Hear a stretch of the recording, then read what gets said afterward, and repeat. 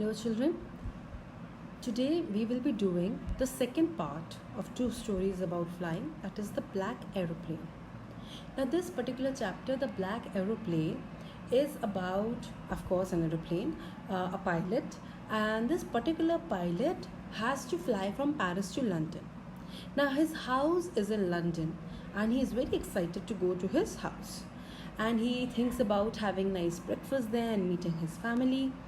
And so he flies from Paris, but somewhere in between, he finds that there are extremely black clouds present.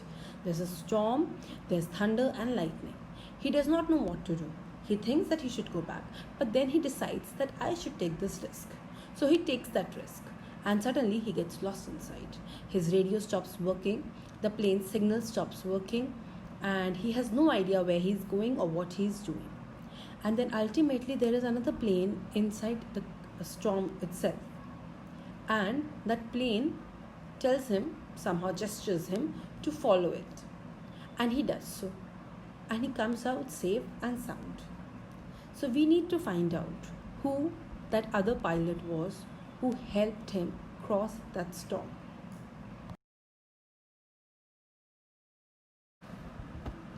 The moon was coming up in the east behind me, and stars were shining in the clear sky above me. There wasn't a cloud in the sky. I was happy to be alone up above the sleeping countryside. I was flying my old Dakota aeroplane over France back to England. I was dreaming of my holiday and looking forward to being with my family. I looked at my watch, 1:30 in the morning. So when he started with his plane, it was night time. The sky was clear, the stars could be seen twinkling, that means there were no clouds, nothing. The pilot felt peace in being above a country that had fallen asleep while he was flying over France to England. And it was 1:30 in the morning, that is 1:30 in the morning, and he was dreaming that he is going to go on a holiday with his family.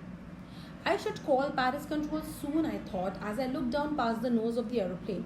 I saw the lights of a big city in front of me. I switched on the radio and said, Paris control, Dakota DS-088 here. Can you hear me? I'm on my way to England. Over. The voice from the radio answered me immediately. DS-088, I can hear you. You ought to turn 12 degrees west now. DS-088, over. So, the name of his aeroplane is Dakota. And when the aeroplane was in France, the pilot thought that he should inform the Paris control also and about his presence and to ask for some instructions. That time the lights from the Paris city were blaring in front of him. So he switched on his radio, he called the control agency and he told them that this is Dakota DS-088. And he was asking them, can you hear me? And I have to go to England, he told them. And then the voice from the radio answered him, the DS-088, I can hear you. You need to turn 12 degrees to west right now. So that was the instruction that the radio personnel gave our pilot. I checked the map and the compass, switched over to my second and last fuel tank and turned the Dakota 12 degrees west towards England. I'll be in time for breakfast, I thought. A good, big English breakfast. Everything was going well. It was an easy flight. So once he received his instruction, he geared up and he followed the instructions and he put his last fuel tank into operation. Remember, this was his last fuel tank. And that time he was dreaming about his family and about the time with his family, and he thought that he's going to have a nice big English breakfast with his family, and he thought that this is going to be a very easy flight. Okay. Paris was about 150 kilometers behind me when I saw the clouds, storm clouds. They were huge. They looked like black mountains standing in front of me across the sky. I knew I could not fly up and over them, and I did not have enough fuel to fly around them to the north or south. I ought to go back to Paris, I thought, but I wanted to get home. I wanted that breakfast. I'll take the risk, I thought, and flew that old Dakota straight into the storm. So he had left Paris 150 kilometers behind him, and then he saw clouds. They were huge clouds, and he knew that if there are clouds like this, it is going to be unsafe to travel by air because there could be storm also. They were huge and dark, so huge and dark that our pilot had to compare them with black mountains, and he knew that he couldn't pass them. It was impossible to go above them because you cannot go to such heights. It was impossible that he could not go around them also because he did not have much fuel left in his tank. So he could not go around them also. The right decision, the correct decision at that time would have been to go back to Paris. But no, He wanted to go to London, he wanted to meet his family, and so desperately he wanted to be with his family that he took the risk and he went right inside the storm. Inside the clouds, everything was suddenly black. It was impossible to see anything outside the aeroplane. The old aeroplane jumped and twisted in the air. I looked at the compass. I couldn't believe my eyes. The compass was turning round and round and round. It was dead. It would not work.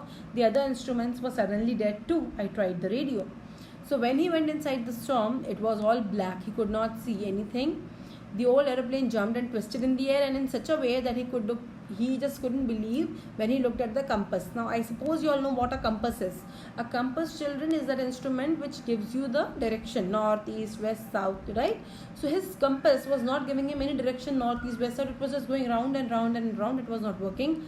Other instruments were also dead because of the bad weather, and so he became helpless. He even tried the radio, but the radio was also not working. You all know, children, that when we have these Tata Sky and Dish TV connections we have, and whenever it's raining, it always shows that there is some error in connecting, or it won't be able to connect because of the poor signal conditions, because the weather is not compatible or whatever. It usually shows us that error.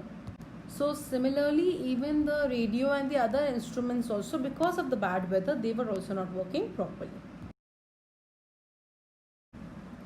Paris control, can you hear me? There was no answer.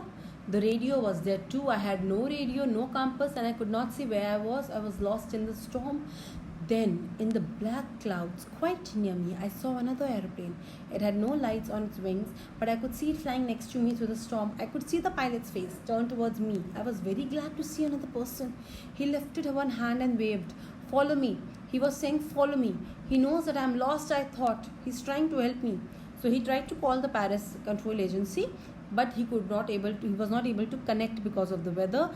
And suddenly, out of nowhere, when everything fails, he saw a ray of hope when he saw another aeroplane, and he felt relief when he saw the person's face, and he was going to help him also. He gestured him that you come with me, I will help you out. And he thought to himself, the other person is very kind, because he knew that he was lost and he was trying to help him. He turned his aeroplane slowly to the north in front of my Dakota so that it would be easier for me to follow him. I was very happy to go behind the strange aeroplane like an obedient child. After half an hour, the strange black aeroplane was still there in front of me in the clouds. Now there was only enough fuel in the old Dakota's last tank to fly for 5 or 10 minutes more. I was starting to feel frightened again, but then he started to go down and I followed through the storm. Suddenly, I came out of the clouds and saw 2 long straight lines of light in front of me. It was a runway, an airport. It was safe. I turned to look for my friend in the black aeroplane, but the sky was empty. There was nothing there. The black aeroplane was gone. I could not see it anywhere. So what happened now? The other pilot, he took the plane ahead of the lost aeroplane to make it easier for them to follow. And the author followed him like an obedient child. He was also panicking a lot because he knew that he doesn't have much fuel left. Only 5 or 10 minutes of fuel he had with him. And then he saw that he came out of the storm and he could see the runway. You know what's a runway, right? A runway is a long road that's there on an airport, because just after landing or even before a takeoff, the aeroplane has to run a little bit, okay, and then only it can fly or it can land properly. So just after landing, it does not stop. It moves for a little while. That's another runway. So he saw the lights, he saw the runway, he saw the airport, and he knew that now I am safe. And when he turned to look for his friend because he wanted to thank him, he was grateful because he saved his life. He saw that there was nothing over there. The black aeroplane was gone and he could not see it anywhere. I landed and was not sorry to walk from the old Dakota near the control tower. I went and asked a woman in the control center where I was and who the other pilot was. I wanted to say thank you. She looked at me very strangely and then laughed. Another aeroplane? Up there in the storm? No other aeroplanes were flying tonight. Yours was the only one I could see on the radar. So who helped me to ride there safely without a compass or a radio and without any more fuel in my tank? Who was the pilot on the strange black aeroplane flying in the storm without lights? So now what happened? The author did not know where he landed and he was not afraid of leaving his plane also. So he went right into the control room and he wanted to ask about the other pilot. But he was surprised when he came to know that there was no other aeroplane up in the sky except his. And because of the bad weather, there was nobody up there. And he was astonished because he had no idea who helped him fly tonight.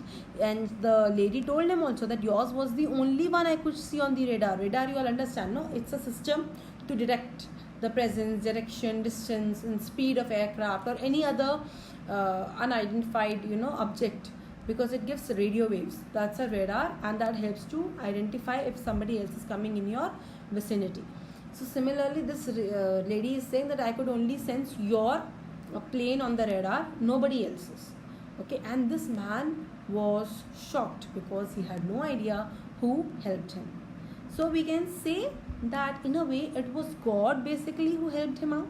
He was stuck, and that black aeroplane, who was the one who was flying that black aeroplane? It was basically God, because God brought him out from the storm without any lights and without any fuel left in his tank.